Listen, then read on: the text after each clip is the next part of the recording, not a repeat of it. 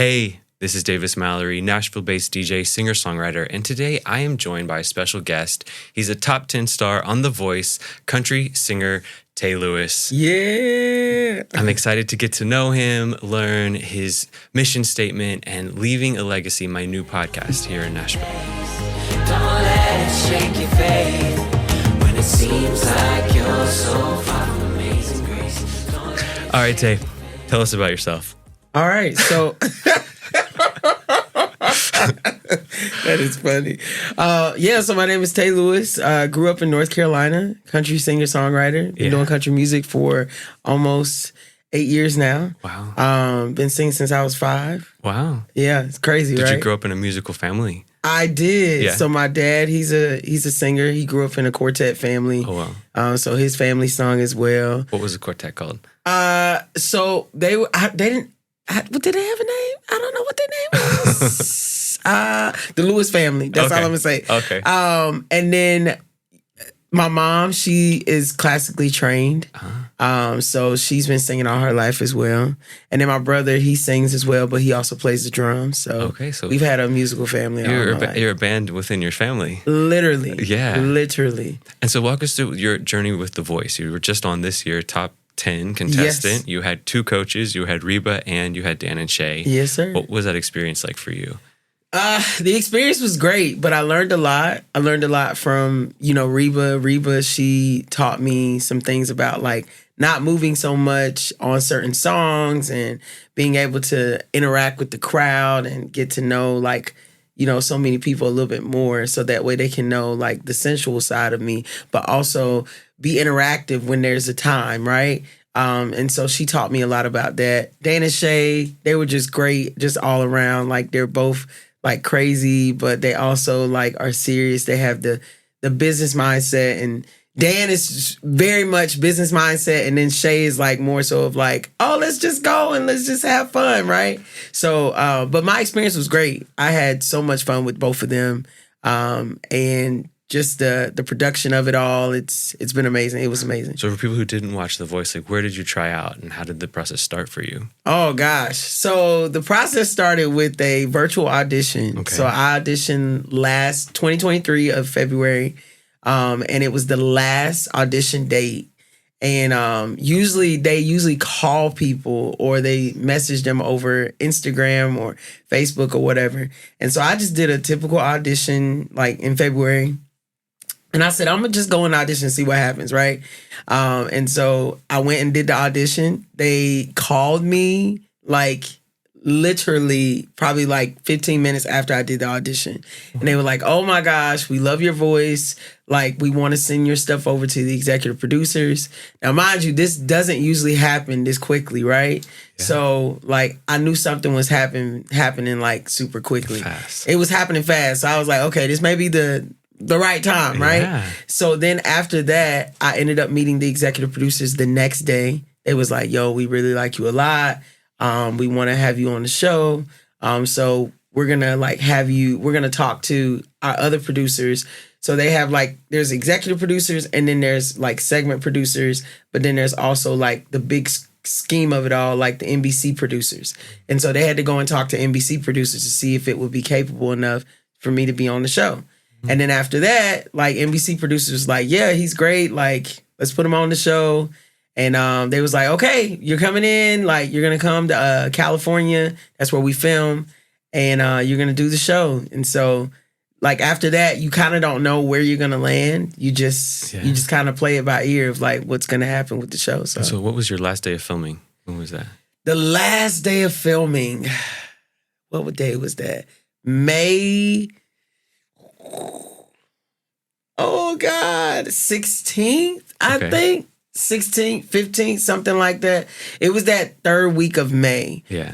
That's all I remember. This year. Of this year. Yeah. So recently. It was, just like weeks ago. It was like a whole, no, for real though. Yeah. So I'm still like in the groove of everything that has happened afterwards. But so I did the show. I finished it in May, and like as soon as I finished it, I was like hitting the ground running. I was like gigging all the time. People were emailing. As soon as I got off the plane, I tell people this all the time. As soon as I got off the plane from flying home from the show, I got emails from like so many people. It's like, hey, we want you to come in and do an interview, or hey, we want you to come in and, you know, talk to us, management companies and labels and stuff like that. So it was just like everything was happening so fast that like this has never happened to me before. So everything was kind of like, okay, what do I do now? Like scheduling. Like, did you have a manager yet? I didn't have a manager. So I let my manager go, the one I had before the show. I mean, before the show ended, like I had a manager. And so I let him go and I was just like, hey, like, you know, this is going to be it. And he was kind of upset a little bit, but I was like, I don't even really care at this point. But I knew I had to do that because I had to make the executive decision of like, if I'm going to move forward and I'm going to press through this, I got to have people who are going to really work and do the things that I need them to do. As level up and you know what I'm saying? Like, because if I'm working harder than you, but they do say nobody will work harder than you. Than yourself. Yeah. So always remember that. Yeah. But I need somebody on my team who's going to work like as twice as hard as I'm working as well. So I just felt like he wasn't, and it's no shade, but like I just felt like he wasn't. You know what I'm saying? So, but now, you know, I have a great team who's behind me as well, and who's helped me to improve myself and with the music that I'm having out as well. And it's just been a blessing. I will say, like, God has really like put in tune with everything that I'm doing. It's been truly been a blessing for me. So, well, amen. I know, bro. I know. As a child, was there some country music that really led you to want to pursue a career in country? Like, what are some of your favorite songs? 100%. So you had Restless Heart, I Still Be Loving You. Okay. You had Shannon Doa, 2 Dozen Roses. Who doesn't love 2 Dozen Roses? Oh, wow. And then you had LeAnn Rimes, How Do I Live? Oh, yeah. Dixie Chicks, Wide Open Spaces. Oh, yeah. Somebody Like You, Keith Urban. Oh, yeah. Bye Bye by Jody Messina. Oh, yeah. So I grew up in that kind of era where it was like late 90s, early 2000s. Yeah. Where I just kind of knew so much about that, and it just kind of helped me to really evolve and know that this is what I want to do as an artist, right? Exactly. I told my dad when I was 13 years old, I said, I want to do country music. And my dad was like, what? Like, because I grew up, so backstory, my dad is a pastor. Yep.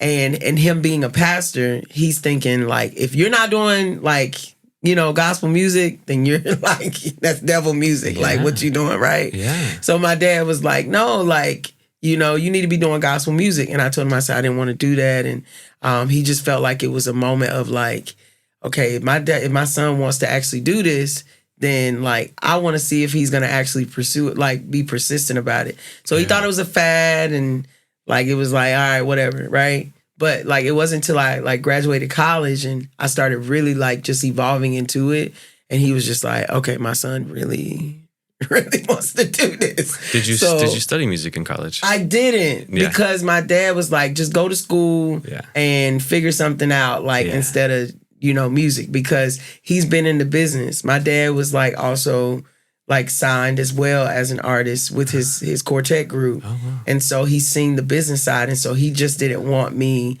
to be a part of that. Yeah. He wanted me to kind of just be like, you know, be a kid or just be like, you know, an adult, like a regular adult, get a 9-to-5. But I felt like to me that was like not my life. Yeah. But also, you shouldn't even introduce me to music. You know what I'm saying? Like, you should have just been like, no, we're not going to have no music in the house. But, like, I was going to pick up the bloodline sooner or later. I mean, especially if you're introducing me to what music is. And it was just a different genre. And so, I don't know. I just felt like country music was that thing that was just like, that kept calling me every single time, right? Mm. I love gospel music. I love R&B music. I love all sorts of music. But country was one of those genres where it was just like, it kept calling me every single time. So wow, that's profound. I know. Yeah. I know. It was like a godsend. I don't know what it is. It was like, and he's supportive. What is happening? He's supportive now, and he's encouraging, and I'm sure he was excited for you on The Voice so much. Yes. So when I called him, so this is crazy. So I called my dad and told him that I was going to be on The Voice, and he started freaking out. He was like, no, you're not. Like, are you serious? I was like, yeah. And he was like, I got to call your mama. Like, I said, no, you cannot call mama, because at the time you cannot say anything about you being on the show. So I knew if I called my mom or if anybody talked to my mom, she was gonna tell the whole community because that's how you know what I'm saying? Like that's just how my mom is. So it's like for me, I'm like, don't tell mama, like don't let her know like that this is happening. Absolutely. And so she didn't know until after I finished filming, because like you have to go and film and then you go and finish the filming for live shows later on. So she didn't even know that I was like going through the filming process or even in LA until I know, right? Until like I like had like finished it, like the first part of filming. How much time was that where your mom did not know? 4 months. 4 months your mom did not know you were filming a TV months. show. Yeah. 5 months. But you were able to communicate with her? Yes. And but I did it in a way where it was like I wasn't in my room. I was like, and I would FaceTime her and I would be outside. So she would never know. Did she know you were in California? She didn't know that I was in California. Where did she think you were? She thought did I she was not still see in the palm trees? I don't know, bro. She thought I was still in Nashville, right? Oh, wow. And so my mom doesn't get out that much, bro. Like She hasn't left North Carolina super much? She went to Shaw University Okay. and then she came right back home Okay. and she just started working. Yep. But like she just didn't know. My dad knew, but like he kept telling me, he was like, I'm not gonna say nothing. I'm not gonna say nothing.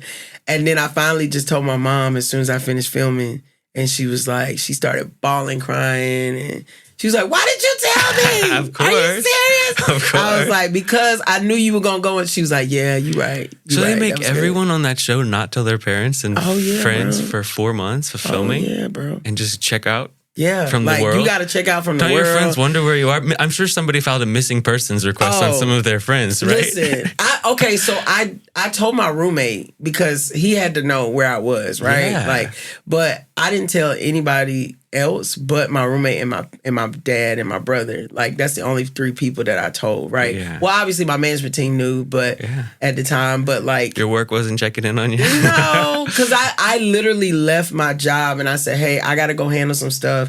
And this is what I got to go do. Yeah. And they was just like, okay, like, you know, is everything okay? And I said, yeah, everything's good. But I just want to know, can I be able to have my job back when I come back? Because if I don't, then I'm going to be broke, right? So I need to know if I'm going to have my job when I come back. Yeah. And he was like, oh, yeah, like, you'll have your job when you come back, bro. Like, Nice. you know. So I left, did the show. And I came back in October. Uh-huh. And so this happened in June. I went for filming and I came back in October. So July, August, September. Yeah. Oh, yeah. wow. So, and they were just like, where have you been, bro? And I was just like, it's a lot happening.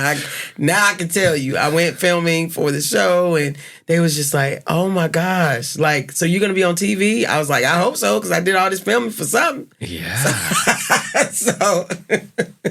And there's been a bunch of success in The Voice. I mean, in the country music specifically, but across all genres. So I mean, you're among good company. Who are some of your people from The Voice that you've bonded with as a friend, or you look up to?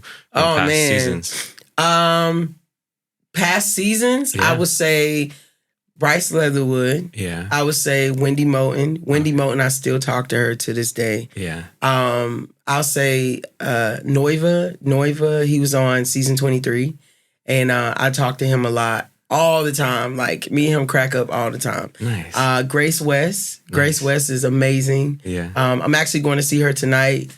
She's doing a show tonight in Franklin with the lady that sang Maybe It Was Memphis. Oh, nice. So I'm excited about seeing her. Yeah. I'm trying to think who else. Keisha Renee has always been like a really close friend of mine as well. So those are like the really, good friends that I've had from past seasons. Yeah. They kind of, coached me through this whole thing and they kind of taught me a lot about like what's going to happen. Mm-hmm. And one of the biggest things that they told me, they was like, you don't know shit. You don't know shit. Just go in there and just do the show, but you don't know shit. Like, you going to walk in and you going to be like, what is happening?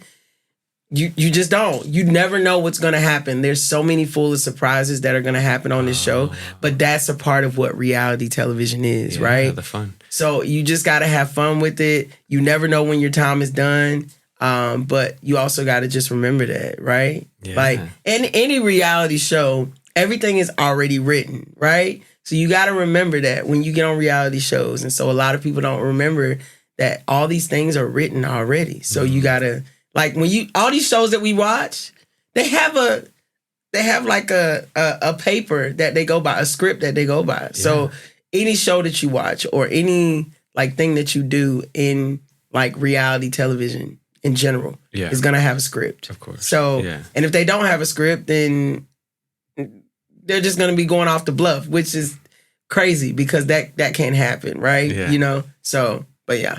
But the winner is not like scripted. That's voted on by the public. I don't know. Yeah. I don't know. You know what I'm saying? Like I don't know. You know what I'm saying? I just kind of play the role of what I'm supposed to do as an artist. So I don't know if that makes sense. But that's what they say. Yeah. But I don't know. I can't make that decision. Yeah. I don't know. So that's all I'm gonna say. Yeah.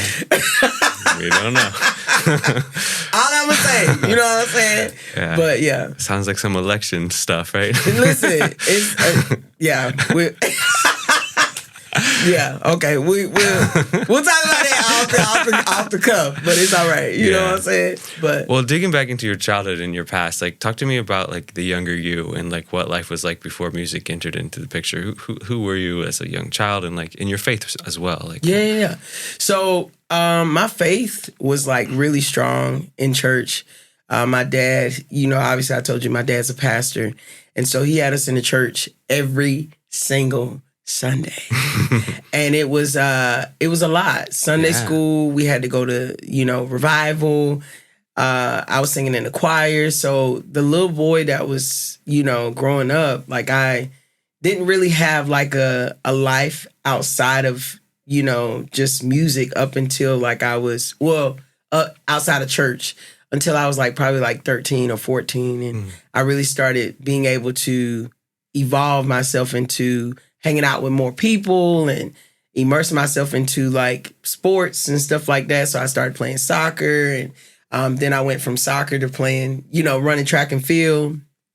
And then I joined a choir in high school and middle school. So like I was able to like immerse myself, but like my childhood was just more about, being in the church, learning a lot of like life lessons about, just God and what he takes us to, and what happens in life. And my dad, I feel like he has been a pivotal person through all of that.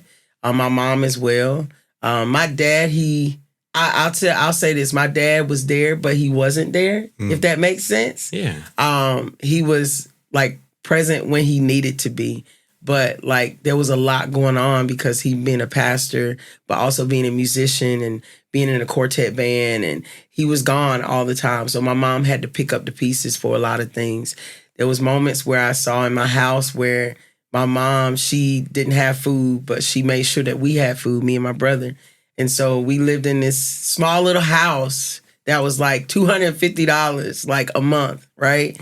Wow. And it was filled with like roaches and stuff all the time. But we lived in that because that was what my parents could afford at the time, right? Wow.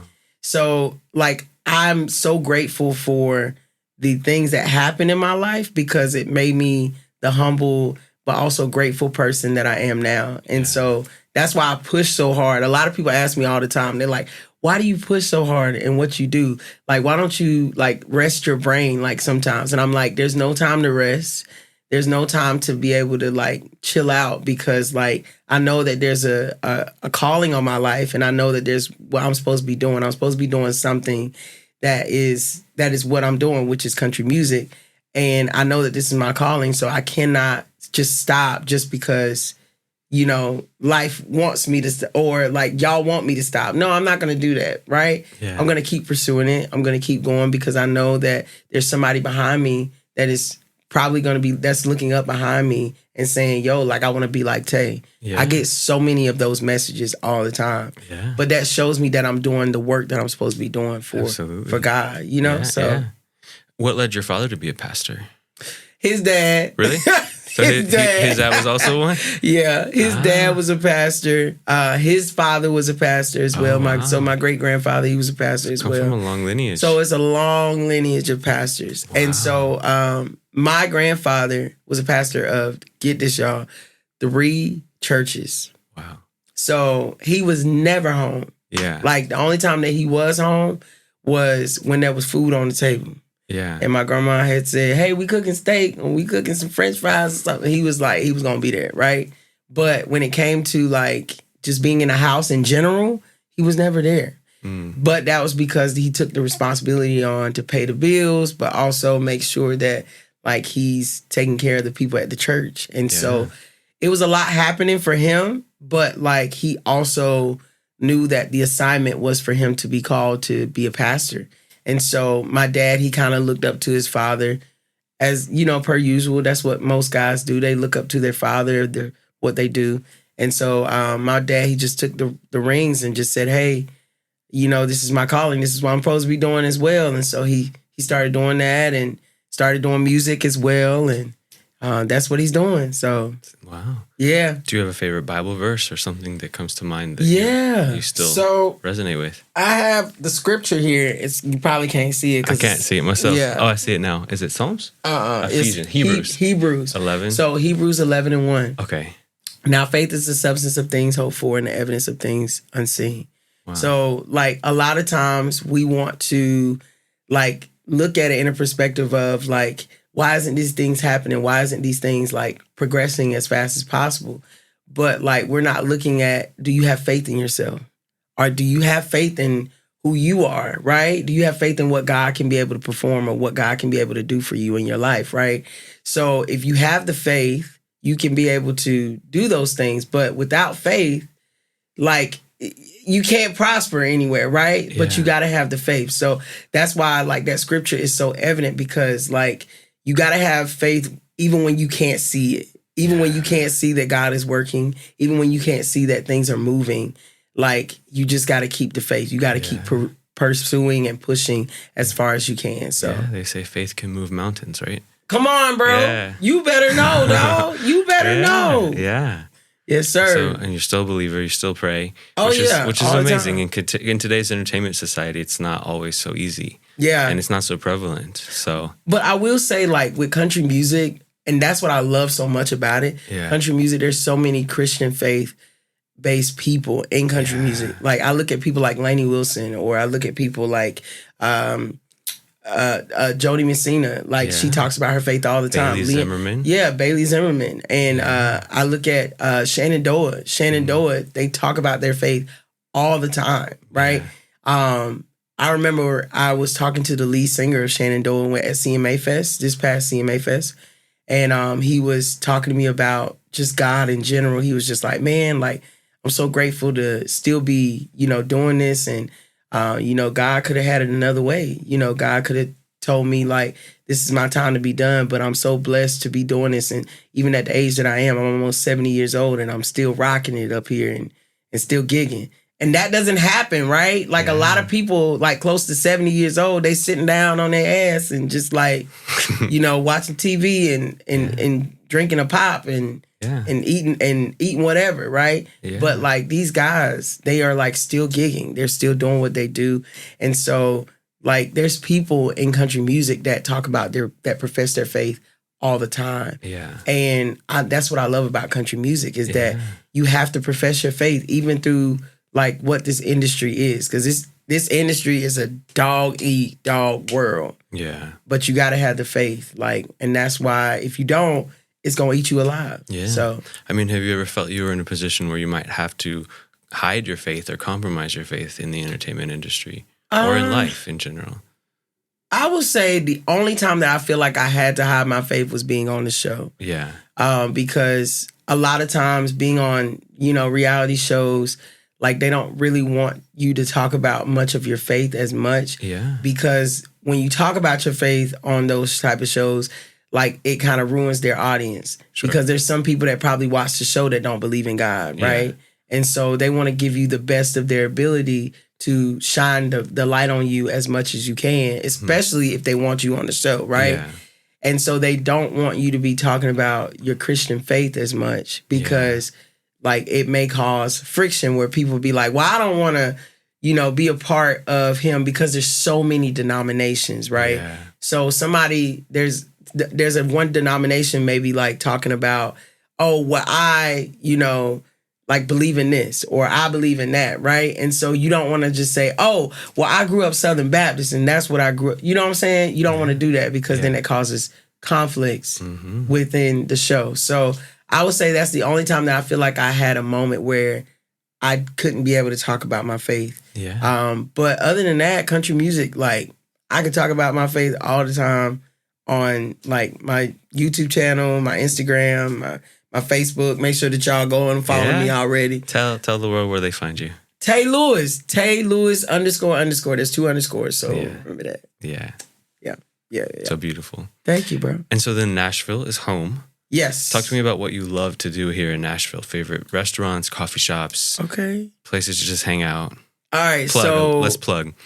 Bro, so the plug for me, I am an advocate for Just Love Coffee. Okay. Like, I don't know what it is, but I love Just Love Coffee. Like, they have the best coffee that I've ever tasted in my life. Yeah. I don't know what it is. And that's the one on Music Row, right? Yeah. Off the But Lumber. they have one in Brentwood. They Okay. have one in Franklin. And I love all the chains, like the Just Love people. Like I even love their chicken and waffles. Okay. Like, oh my God. Okay. Like it's amazing. I'll try Like it. it's, bro, you gotta try it. Yeah. One of my favorite restaurants to go to here is Highway 55. Not been there. I think that's what it's called, Highway 55. It's in Brentwood. So you gotta go there, bro. They got some good barbecue. I don't eat barbecue, but I heard it's good barbecue. Their chicken there is amazing. Their salads, A1, bro. I just love everything about it. Like it's a good restaurant. So I don't get out much like to eat. Because like I usually eat my food at home. You cook a lot? Yeah, I prepare my food, bro, because these prices here is expensive. Yeah. And so for me, I'm dinner. like, I can't handle it, dog. I had dinner last night somewhere and I was so disappointed in my meal. And the whole time I ate it, I was like, oh. What did you eat? It was snapper, so the fish, but they cooked it too much and it was just like burned and it didn't taste good. Listen, I had that happen to me for DoorDash one time. Yeah. I was like, you know what? I'm hungry. It's 2 a.m. Like, I really need to eat. Like, you know, it's better for me to just get something to eat and then, like, you know, just work out in the morning. You know? And so what I did was I went to Wendy's, or I got DoorDash Wendy's, and the fries were cold. Literally the chicken nuggets were cold. I was like, what the hell is this, bro? Like, I was so mad at that whole meal. Yeah. Like, I gave them a 1 star because I was just like, yo, this meal is trash, dog. Yeah. I have never had a meal where it was like super cold from DoorDash. And it was like, I didn't even finish it. I was like, you made me spend $30. Like, cause you know, you got to spend 15 to 20 on the meal, but then you got to spend another $10 for them to come and drive. Exactly. That's crazy, right? That's Exactly. ridiculous. I tell people that all the time. I'm like, you might as well just go to the restaurant if you're going to have to spend $10 for somebody to drive to your house. Like, that's stupid. Like, I don't understand it. DoorDash, y'all jibbing people. Yeah. We're not going to talk about it. Not working. It's not. No, it's but not. in desperate times. In desperate times, right? I've done it too. Oh, yeah. Oh, yeah, bro. Oh, yeah. Yeah.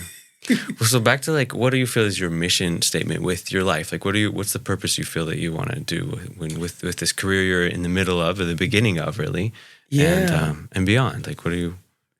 I think my mission. Well, I ain't gonna say I think. I know. I know my mission in this life is to, you know, make sure that people obviously hear my music, but to also uncover a lot of like those boundaries of like people feeling as though like that. I'll say this, that Black people are not welcome into this genre, right? And so I'm here to uncover that Black people are welcome into this genre. Yeah. A lot of times we feel like that we're not welcome because like, you know, of what's happening in today's time, in today's society. We see a lot of people who are like on the radio, like who are particularly white, you know, are in country music and, you know, doing the bro country stuff. But like, I'm here to kind of unveil that cover to say like, no, like there's power in everybody doing country music. Yeah. And so like, I don't think it's just one person to be able to just do it, but like there can be so many people, Hispanics, Asians, Blacks, like anybody can be able to do country music. And there's so many. It's an interesting idea of having an Asian person doing country music or something. Oh, you know, dude, exactly. there's a guy, I can't think of his name, but he's amazing. He's an Asian guy. He's from Texas. Yeah. And there's another Asian guy who lives here in Nashville as well, who's been pursuing it for almost 10 years. Oh, wow. So like I think a lot of times we feel like just the bro country thing of just the typical white guy that we see is what country music is. But there's so many different cultures of country music. And I'm so grateful to be in this mix of it because like you're seeing a shift, a change. Yeah. That like especially this year at the Country Music Festival. Exactly. With Shabuzi and Beyonce. And, right. You know, right. Little Nas X a couple years back. But yes. a lot. Or look at like Sammy Arriaga, right? Yeah. Sammy Arriaga, he's Hispanic. He's Latin. Yeah. And so he's been doing country for a long time as well. So there's so many. Black. Right. Yeah. You know what I'm saying? So there's so many people who are doing country music. So I'm here to also move that meter, right? That's my mission. That's my goal is to move the meter to say that there's so many other cultures that are doing country music. Played, like I've been playing country music and your songs get thrown in the mix. Yes, so you're sir. getting played a lot. Yes, and you just sir. released a new single today, Knowhere. I did. Talk to me about that song. Okay, so Knowhere was originated from just like any type of, feel good song, like, and it kind of originated from me and my ex-girlfriend at the time when we were dating. And so we would always like talk about, we need to go somewhere. Like we need to hang out. Like, cause we feel like we don't hang out as much. Right. And so we just kind of like talked about it. And I was like, you know what? Like, let's just think about like a song that could kind of originate talking about like just going anywhere. And so I walked into this with Jonathan Gamble and Kyle Pruzina. And I said, yo, like, let's just talk about a song, a feel-good song. It's just like talking about just driving down the road and feeling good. Like, it's just a feel-good song. And so anywhere, it could be anywhere.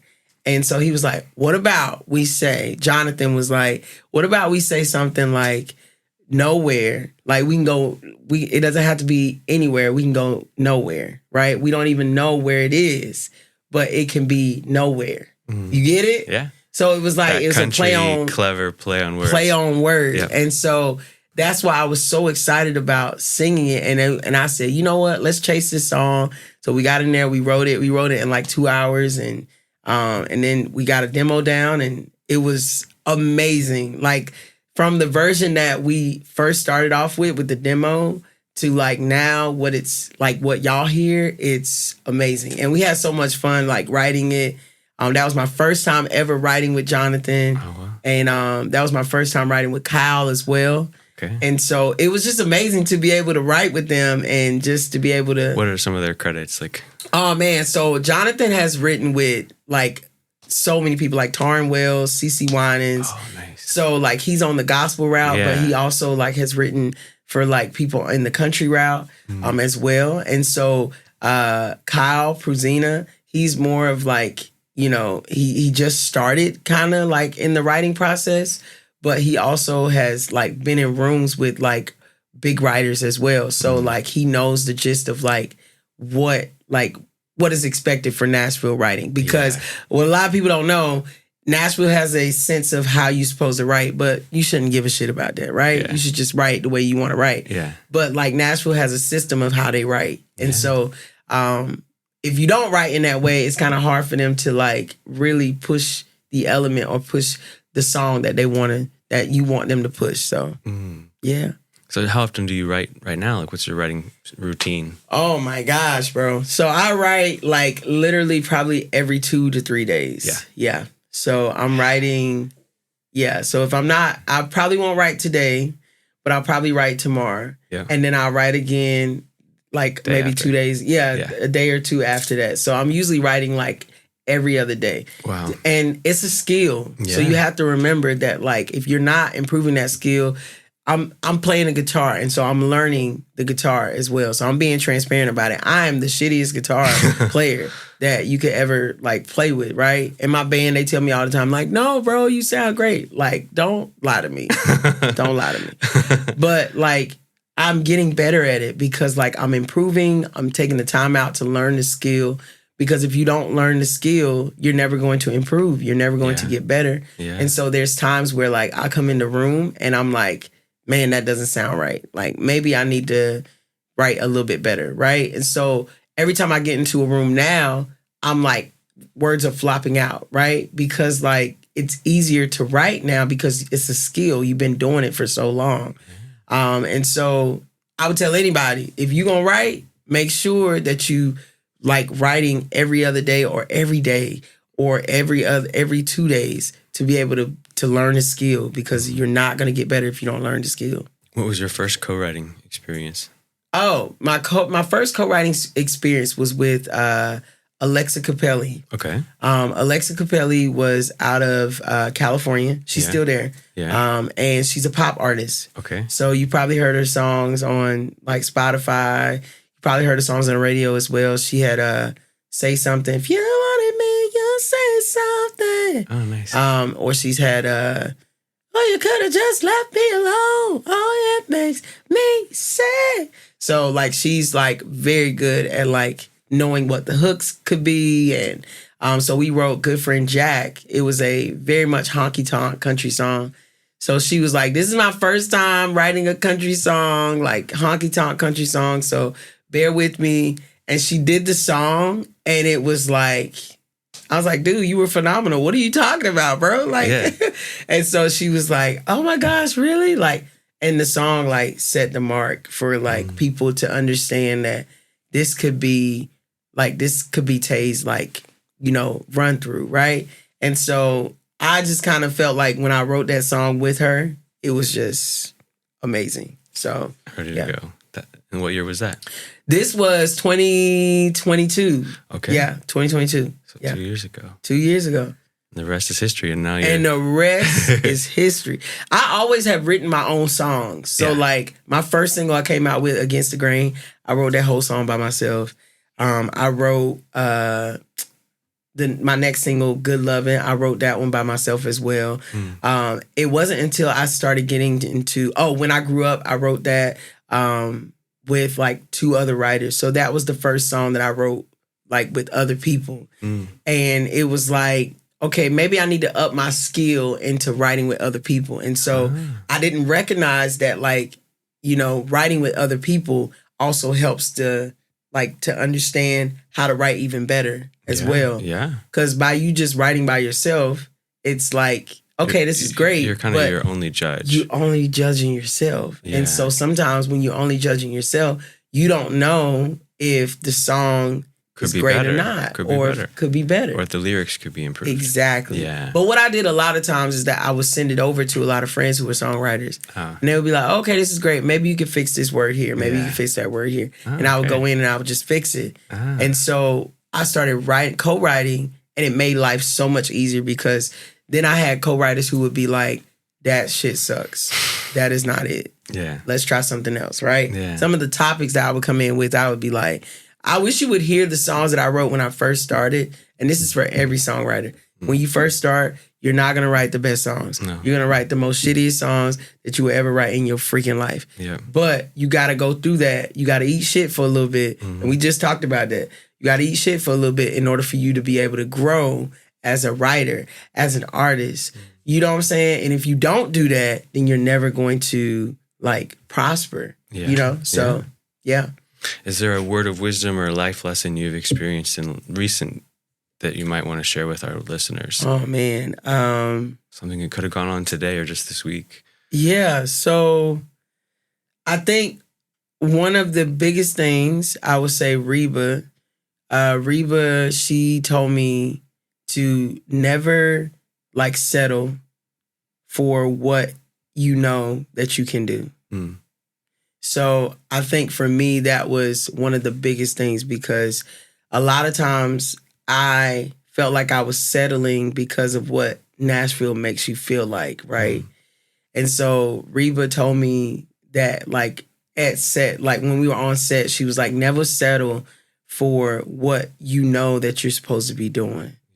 So if you always settle, then it makes people feel like that, you know, you're an artist that's trying to, how can I put it? You're trying to like latch on to something, right? But never put down your guard. Always like really just grow and push and just get there as far as you can, right? Because if you're never gonna get to the point where, like, I would say this. I tell people this all the time. When you've gotten to a place where you just say, I don't give a two flying lips, then I don't give a two flying figure lips. Yeah. Okay. If you get to that point, then that means that you're doing something right? As an artist. Yeah. And so that is kind of like what Reba was saying, is like, never settle. Like, get to that point where you like, I don't give a flip what's happening. I'm going to do what I have to do. Yeah. And a lot of people tell me, like, all the time, the persistency, the consistency that you have as well is what is pushing people to want to listen to your music. Not because of the music that you have out is great, but like the consistency that you're having every single time that you put a song out. Everybody wants to be a part of it because you make people want to be a part of it. Every time I get on stage, like, I had a booking agent who told my business manager one time, yeah, he was great, but like, he just seemed a little nervous on stage. And she was like, that was bullshit, because you know what? You don't want to sign him. And that's okay, but I'm going to keep moving, right? But you just got to be able to understand that there's going to be people that really don't want you to be a part of what they're doing because you're either intimidating or you're just like not their cup of tea of what they want. Yeah. But you just got to keep growing and you got to keep moving until you find a team that really understands you and supports you for what you do. Yeah. So finding your tribe and find your tribe, bro. Yeah. Like, and Nashville will really teach you that. Like, Nashville really teaches you that you have to find your tribe. You have to find the people that really want to see you succeed. Because if you just like out here and just doing whatever, then like, and nobody's coming to you and saying, hold on. What are you doing? Like, you need to figure this out. Let's assess this. Then that means that like you haven't gotten there yet. Yeah. You haven't grown yet. You haven't like fully evolved yet, right? You got to get to that point where you just like, I don't give two flying figure flips. And really have people in your corner that will really point out and just say, you're not doing what you're supposed to be doing. Yeah. So you need to come back, retrace your steps. Let's not try this. Let's do this better and just go from there. So what is on the horizon for you? Right now, the song just came out today. So we're grateful for that. Single release day. Praise God. Yeah. But we got another single coming out next month. Okay. Which is crazy. And this song... Can you tell us the title? Oh, yeah. So the song is called Gold. Okay. That's coming out next month. Nice. And this song was written with Hunter Hayes. Oh, cool. I know. I'm so excited. Wow. So Hunter, and we got some great content coming. Oh, nice. Hunter is amazing. I love that guy. Yeah. He's one of my favorite writers. Yeah. And like, I got into a room with him and just wrote like the song with him. And I wrote with... it was him and then Cameron Burdell and then Bonnie Baker. Oh, cool. And they all write together all the time. But like I got into the room with them and Hunter was like, yo, we need you right now to like get on this track and like record your vocals on this track. And so I was like, all right, cool. Like I come in and I record. And Bonnie, she insisted, she was like, Tae, come on in and record. And I went in there and recorded and you know, he took me through the wire. I'm not even gonna lie to you. He took me through the wire because he wants the best. Yeah. And so he knows, like, he's on that producer route where he knows, like, this is how it should sound. So let's go back and fix certain things. Oh, cool. And so that's what he did throughout every song. And so...